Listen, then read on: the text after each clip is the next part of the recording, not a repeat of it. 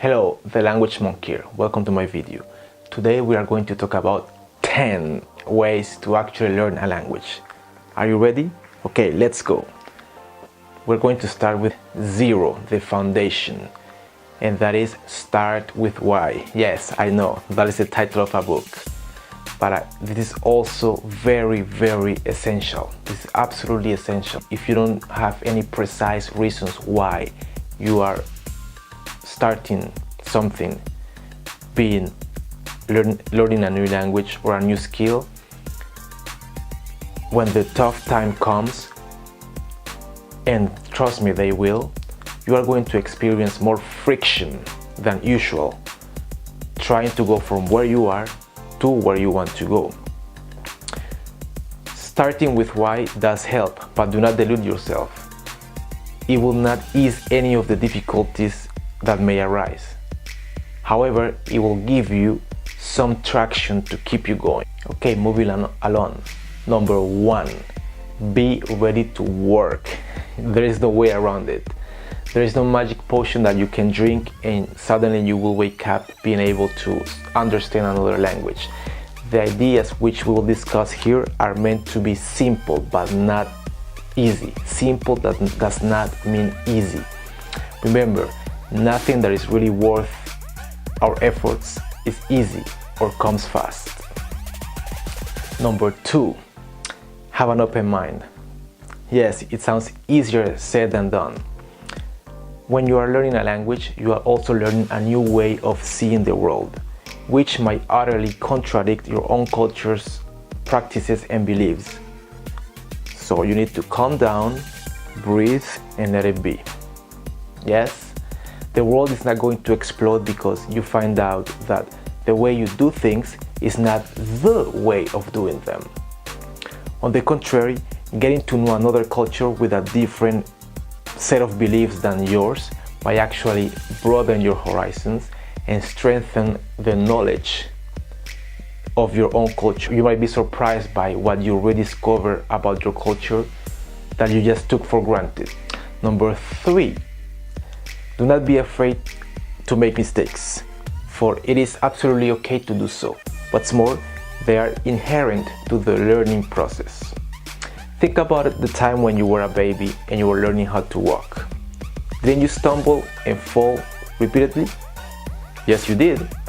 But that did not stop you from getting up and trying again until you succeeded. So why should it be any different when you are learning how to do something else, like learning a language? Okay, that's number 4. At first, you will have an accent.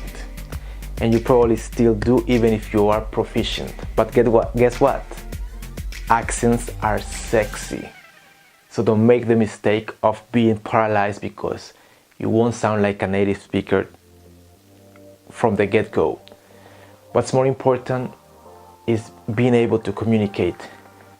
Look, I have an accent and I'm still communicating and I'm still here teaching you ways of learning another language that is not my own, that I learned myself. So see, you can do it. Number 5, accept the fact that you will be lost, especially when hearing words for the first time. There are times in which you will only understand 2 words out of a 10-word sentence, and you know what? It's perfectly normal, so don't panic. Jared Diamond gives an example of this in his book Guns, Germs, and Steel. He says that the very first pre-Columbian people that saw Columbus's ships approaching could not actually see them because they didn't know what a European ship looked like. It was only after a shaman described the ships to them that they began to see it. As we say in Spanish, el que no sabe es como el que no ve. Roughly translated, he who does not know is the same as he who cannot see. Your brain cannot recognize information it does not hold, hence the fog you experience when you don't understand something.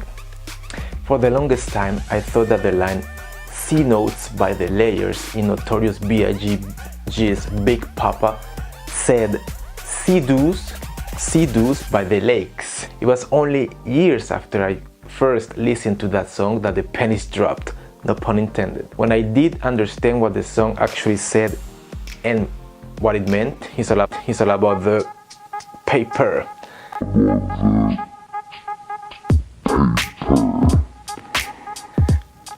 If I felt like a cork was removed from my ears and I was able to finally hear and understand. Number 6, ignore people who criticize you and make fun of you when you are trying to learn the language as they hear you speaking. Remember that your priority is to use the language as much as possible. So the only way to achieve this is to practice and try it. And after that, you have to do what? Try it again. And after that, you have to try it again. You guessed it right. So don't worry about the critics. Silence them when they hear you speaking fluent. Number 7, do not fall into the trap of wanting to know everything in the language and how it works. Instead, do speak, practice, and try. At first, you'll feel like someone who is repeating, like an actor or a parrot. An actor like that is playing a part, playing a role, without knowing what you are saying. Or even worse, someone who is lying or saying things he does not believe in. However, the more you lie, the more you begin to believe the lie, the easier it will be to understand how things work and how that people whose language you are learning actually see the world. This will make things simpler once you get into the language nitty-gritty grammar aspect, because you'll say it with conviction. Number 8, use a monolingual dictionary. Yes, I said it, unilingual or monolingual. But why, oh why, you might ask? Well, when you're using a monolingual dictionary to look up a word, you are not only learning the word you looked up, but usually there are some words in the definition that you don't understand as well. So what you have to do? You have to look them up. Doing this multiplies the number of words you are learning every day, every time you look up a new word on the dictionary. And also you learn them in context, because dictionary definitions usually give an example of how to use the word that you just looked for. The fact that you get used to shaping your meaning, the meaning you want to convey in your target language, that is the language you want to learn, helps you constantly make the effort to actually use the same language, instead of becoming eternal translators, going back and forth from our native language to the target language. Number 9, get your entertainment on. Yes, watch as many movies, TV shows, documentaries, etc. as you wish. So now you can feel good about those one season in one sitting TV watching strings. But there's a catch. You have to change the audio and the subtitles to the target language. At first, you're going to be overwhelmed because you'll find yourself looking more at the subtitles than the actual movie itself. So what I recommend is picking up an old DVD whose story you know by heart, so you won't be as focused on the story, but you are simply focusing on the subtitles and the words. What are the subtitles? Because they help you make the link between what is being said and how the words are written. Yes, because there are some languages whose spelling is very different than the way you pronounce the words. Yes, I'm looking at you, French and English. When you watch movies or videos in your target language, make sure you have a pen and paper handy. Why? Because once you see a word that you see for the first time, you can pause, write it down, and eventually go look it up. But you might say, this is no fun. Of course it isn't. But what you're doing is tricking yourself into picking up some new vocabulary and exercising your listening comprehension. The movie is just a vehicle. The real fun is actually learning the language. Number 10, try to find somebody to practice with. Okay, just go to your local university and go to the International Students Office and post an ad offering help in your mother language in exchange for the language you want to learn. Remember, the two people do not have to be experts, linguists, to help another person progress in their own mother language. And I know that the other person, or perhaps yourself, you are going to ask, okay, why do you say this instead of this?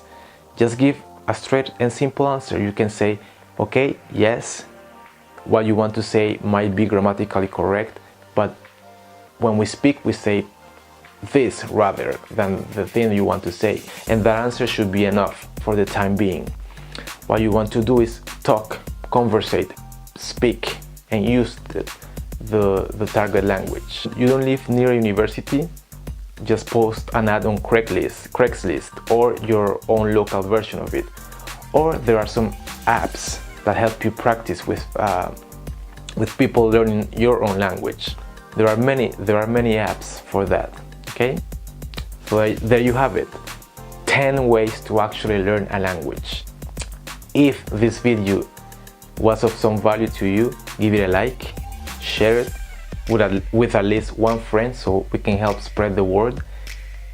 And if you want to see more videos like this one, don't hesitate to subscribe. Again, this was The Language Monk. Thanks for watching. See you later.